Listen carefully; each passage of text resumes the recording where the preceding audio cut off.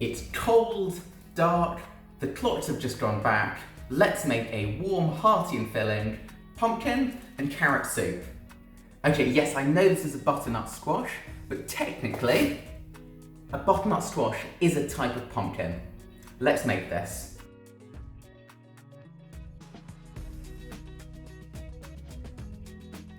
So to make 6 massive bowls of soup, you're going to need 2 large onions that we're going to chop up fairly small, but don't worry, we're going to blend it up very good soon.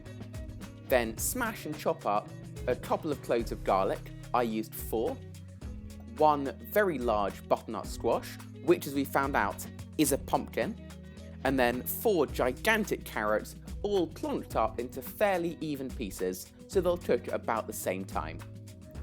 Add in a few glugs of olive oil to a medium hot pan, chuck in your onions, and make sure to get some compliments from your housemate for your new overhead camera setup.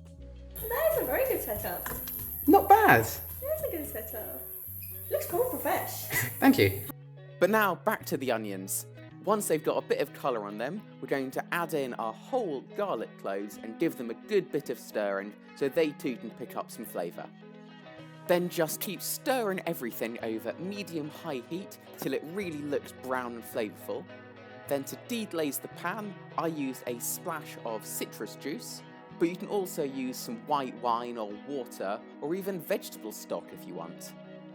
Okay, now ignoring the fact that the steam is covering half the camera, you're going to add in all of your butternut squash, give that a good stir around, and then follow it up with all of your carrots and just try and develop a little bit of brown flavour on it too.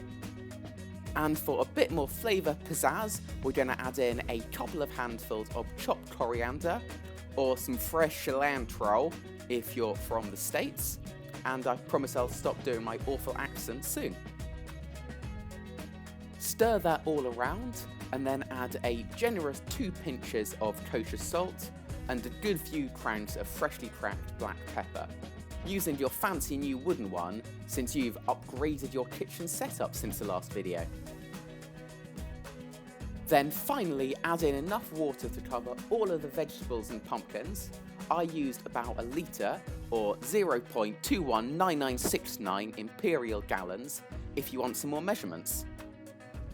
And if you like your soup to have a bit of a punch to it, you can add in some dried chili flakes at this stage and they'll rehydrate up and really impart some flavour to the soup. This is also the stage where you can add in some vegetable stock cubes or some stock pots for a bit more flavour, but we don't need any more flavour with this delicious soup we've got on the boil.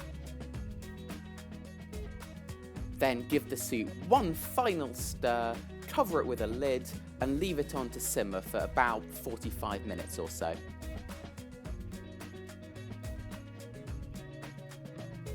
Once all of your vegetables are soft to the touch, it's blendo time. Once our soup is all nice, soft to the touch, it's time to give it a blendo. But most importantly, if you're wearing a nice jumper, you want to cover up with an apron. So, that's more like it. Roll up your sleeves. Let's do this. Definitely recording? It is recording. Right. Right. Take your RafflesCooks Blendo-matic and give it all a few good pulses until it reaches your desired level of smoothness. Remember, you can always add a teeny bit of water to thin it back out if you need to. So for storing the soup, just pop it in your favourite Tupperware. It'll last in the fridge for about a week or so, or in the freezer indefinitely.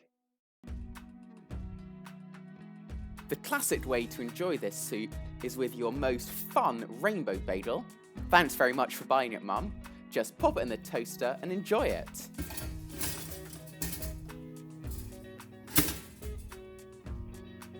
But most importantly, how does the soup actually taste? So in the spirit of hitting 100 subscribers, I brought Miriam, my 100th subscriber, onto the taste test. Hi everyone! Let's do this. Let's go. Actually, pretty decent. Tastes really like nice. soup. Ooh, very spicy. I didn't even tell her to say that. That's spicy alive. See you next week.